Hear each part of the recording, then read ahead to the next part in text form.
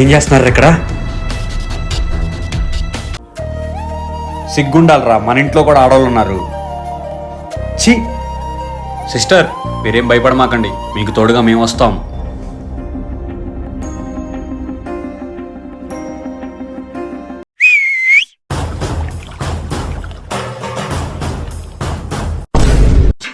వాచికుడు, chain కుడు, purse తీర జఫా. అక్కన్నావు కదరా, చెల్లన్నావు కదరా, ముందు తీయండి.